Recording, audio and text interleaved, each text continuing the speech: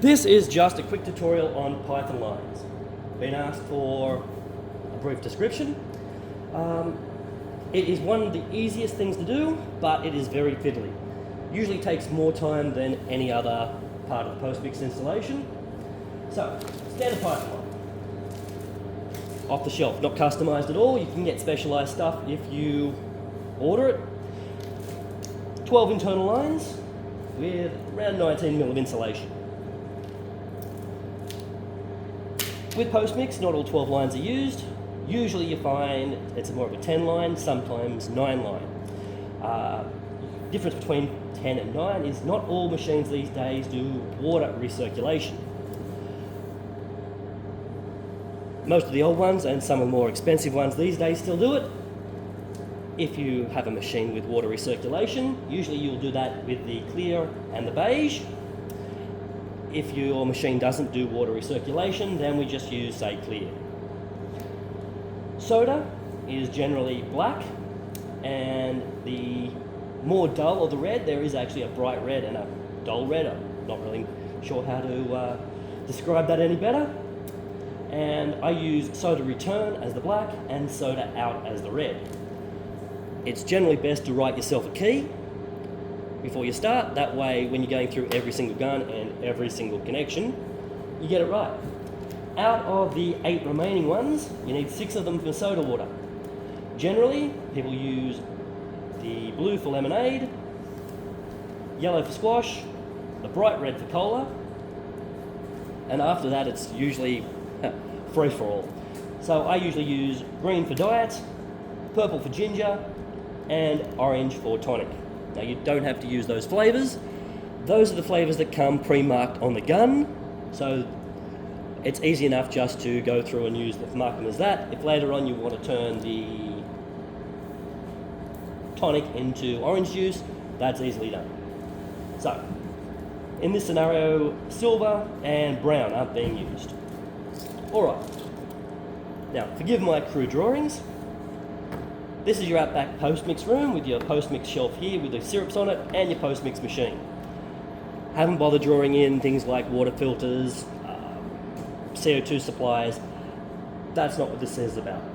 Over here we've got the bar. So, you run the Python from the bar to the Postmix room. In this room you need to leave a long enough hose that it's going to reach to both the machine and to the syrup racks. Mainly your syrup pump board, wherever that's located, usually behind or next to the syrups. It's better to leave a few meters extra out the back rather than be short there. Now, from here where it splits off to the machine and to the syrup rack, the syrups lines don't have to be insulated, but the outlets for water return and soda out and water out need to be insulated. Because it's a cold run, pretty much the entire run needs to be insulated. So just make sure from the machine to where the Python's broken back like this to split off to one way or the other, you have insulation all the way up to here. Very important. Alright, so now you've got your Python out the back, enough hose to reach your pump board, enough hose to reach your machine. You've run it to your first bar. Fantastic. If you've got one gun in one bar, nice and simple. What you do is on the end of your water and your water return, that you put one of these. They just go in there and in there. That way the water comes here, it loops around and goes back, then that goes out to your gun. Same with your soda and soda return. Nice and easy. That way, the soda water and water are coming out of your machine, they're going to the bar, looping back, going back to the machine, getting chilled, refreshed, and coming out. Runs in a nice loop. Syrups, on the other hand, don't run a loop. It's basically a pressurized system, comes straight down through to the end. Once they reach the end, you'll have to put in a reducer. Because the standard fitting they give you with the guns is 6 mil, and the standard hose size is 10 mil. So you can put a reducer, come down to your gun. One gun, one bar, nice and easy. Very few people have that. Usually, in a bar you'll have one gun here and say one gun here. So you got two guns. So now what do? Well, you got to cut the python. When you get to here, you got to cut the python off. Then you run it from there, and that can loop round and do your original thing. But right here, you have a section of python missing. Now, what I usually do is I don't cut the return line. Simply because the return line going back to the machine doesn't need to be cut. So if you're careful, you can cut the rest of them and not cut your return lines, which is the beige and the black. That way you don't have to just reconnect them back up after you cut them. Now, cutting python. Don't use things like circular saws, angle grinders, reciprocating saws, anything like that. What will happen is you'll get bits of plastic coming off and going inside the line. And that will cause all sorts of problems. Especially when it gets to the gun at the other end, it will get stuck, it'll stop the buttons from working properly, buttons will get stuck open, stuff will leak. Very important you have clean lines. So, what I recommend is, well, you can get very expensive tube cutters, $120, $200, $500. I used a cheap $4 pair of secateurs from Bunnings. They last a couple of weeks, then you throw them out and buy another pair. Gives a nice clean cut. No, well, this pair needs to be thrown out. But no extra pieces of plastic to get shorn off and go down your lines. But back to your python. Okay, so now you've got a cut python. You need to cut another section that goes from wherever your python is to wherever you need the gun be. Usually it's a metre and a half long. Goes from the back of the bar just to the front of the gun where the gun's located.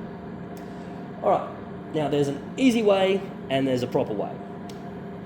The easy way, which I find a lot of people do, is just use a T-piece. What they do is the T-piece goes in there, hooks up to the original line over this side, and this comes out to the gun. Works absolutely fine. Once again, once it gets to the end of the line, we've got to split it down to be smaller size. So the fitting fits into it. Works fine.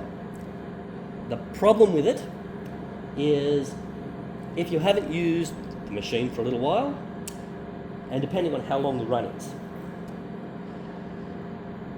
Everything from that T-piece from then onwards to the gun isn't recirculating. So the soda water going around the line isn't getting freshened up from there to there. So anything from there to the gun, then from the end of the gun all the way to the tip, is just sitting there going warm. So if it hasn't been used in a little while, 10-15 minutes, then it's flat. As soon as post-mix gets warm, it is flat. So if you're doing a spirit, say in a small glass, you're filling half the glass with ice, put a shot of spirits in, and then you've got maybe, 50, 80 mils of soft drink going in it. That soft drink you're putting in it will be flat. What you can do is just hit the soda water button down the sink for a couple of seconds, flush the old stuff out, gets the new stuff in, and you're good to go. That works. Nice and easy. Not how I do it, not how it should be done. What I do is, with the soda water line and the water line, instead of just putting the T-piece in, I put a right elbow in. So the soda water comes along here, goes up to the gun, at the end of the gun, another one of those, so it U-turns round and back. That way you've only got about yay amount on the back of the gun that isn't recirculating. You've got one of those on the other side, and that there. Now I do that for every single gun, for water and for soda water. Syrups don't need it. Syrups are actually chilled down from the action of the soda water and water running through the python line and chilling the python line down the temperature. Alright, so that's nice and easy for one bar and a couple of guns. Doesn't matter if it's 2 gun, 3 gun, 4 guns, same principle all the way. Now, what if you need to run python to a second bar? Depends on how you do it. How your bar's laid out, how you can get the python there. For example, say you can just go from this bar up to the next bar and run it through, and you put 2 guns there. Nice and easy. Instead of putting a Y bend there, That one just becomes another T-piece, and you run it to the next bar. T-piece with the Y bend at the end. Nice and easy. But what you got to make sure is the soda water and the water can always recirculate. Always go from the machine to the end of the python, back and through. Let's say you can't run it from the other bar. There's no room to get it from this bar to this bar. And you have to run it from somewhere along this point. Doesn't matter if you're teeing it off here or teeing it off here. Let's say you've got to go from the machine room to a second bar. That's quite easy. All you have to do is run as normal, run the python to here, run the python to there. Now, choose a bar to do first. Let's say it's coming this way. So the soda water comes out of the machine and to this bar. Done as normal. This one here recircs round and comes back down the line. But when it gets to here, instead of going back to the machine, the soda water then uses a right angle, a U-bend, whatever you need, to send the soda water and water back up to this bar, then to the end, where it loops around and comes back down to the machine. So it's going from the machine to this bar, to the joint, back up to this bar, and constantly in a loop. That's the most important thing. All the syrups anywhere can just be T-pieced off. They simply work on pressure and they feed the line as it's used. Forgive my poor drawing skills. Any questions? Please, it's what we're here for.